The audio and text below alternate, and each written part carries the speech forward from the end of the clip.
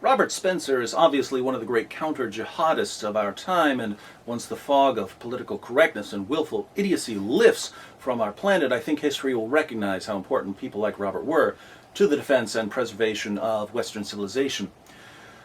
However, being a warrior for freedom and human rights doesn't mean you're exempt from criticism, and Robert happily acknowledges this, which is why he puts his claims on the table for discussion and debate. I agree with almost everything Robert says about Muhammad and the Quran, but there are exceptions. In this case, a very important exception. On April 23rd, Robert's new book, Did Muhammad Exist?, comes out. Now, since I haven't read it yet, I don't know exactly what position Robert's going to take. I don't know if he'll be arguing that Muhammad definitely didn't exist, or that he probably didn't exist, or that we just don't know if he existed. But based on the descriptions that have been posted, it sounds like Robert's going to be defending a pretty controversial position. And I happen to disagree with any negative answer to the question, did Muhammad exist? I believe we can know beyond any reasonable doubt that Muhammad was a real person. I would even say we can know quite a bit about Muhammad's life. So, Robert and I have a disagreement. What am I going to do about it? Am I going to send him threatening emails? No, he's got plenty of those already, courtesy of the religion of peace. Am I going to send out complaints and get his speaking engagements canceled? No, that wouldn't prove he's wrong. It would only make me a coward, like the lovely folks over at the Council on American Islamic Relations. I'll tell you what I'm going to do. I'm going to respond to Robert's arguments.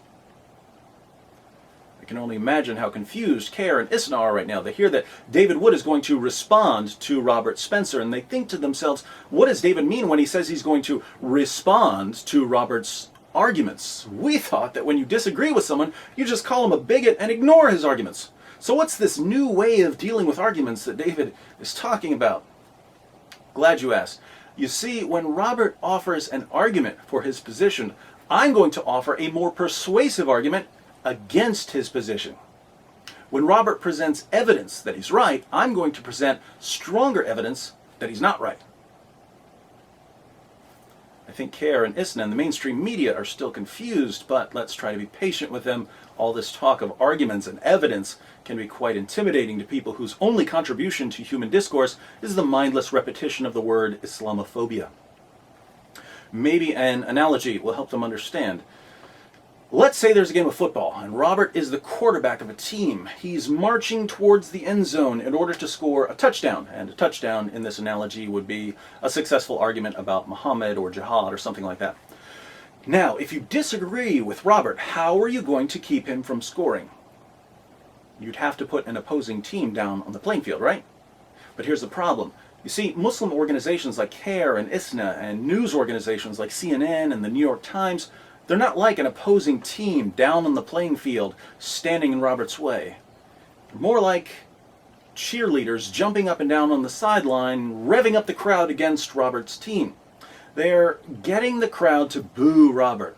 Meanwhile, Robert's scoring touchdown after touchdown after touchdown, and Sharia's cheerleaders are prancing around in miniskirts, shaking their pom-poms, yelling, "Boo! Down with Robert! Boo! Down with people who believe in freedom of speech! Down with anyone who supports women's rights! Boo!" They're not stopping Robert at all. They're not even slowing him down. They're just trying to get people to hate his team and to avoid looking at the scoreboard, which reads 483-0. Now, I think we all have to admit that Kerr and Isna and the mainstream media, they're good at what they do. They're good cheerleaders. They're the Dallas Cowgirls of Islamic supremacism. They've managed to keep millions of people in a shatterproof bubble of total ignorance. That's quality cheerleading.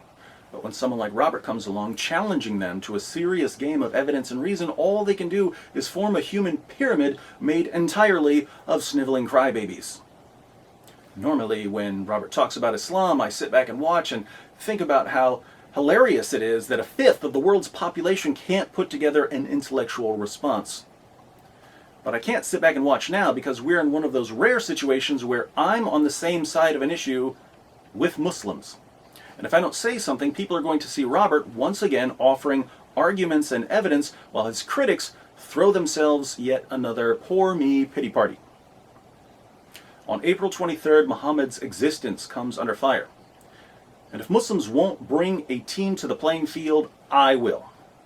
Islam needs a hero. I'll be that hero.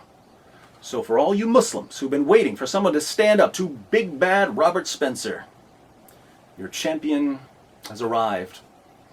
All that's left is for me to make a debate challenge and for Robert to accept. And so, turning to Robert, I say, Robert, you've had it too easy in the past, picking on poor, evidentially defenseless Muslims. But you made one mistake when you wrote your new book. You didn't realize that David Wood, Islam's champion for a day, would call you out and defend Muhammad's existence against all your criticisms. Later this month, you and I are going to be in the same city. I already talked to ABN and they've agreed to host a little debate on whether Muhammad was a real person. So, if you doubt Muhammad's existence, if you think the evidence is on your side, if you really believe that your arguments can stand up to brutal cross-examination, here's my gauntlet. And here's me throwing it down.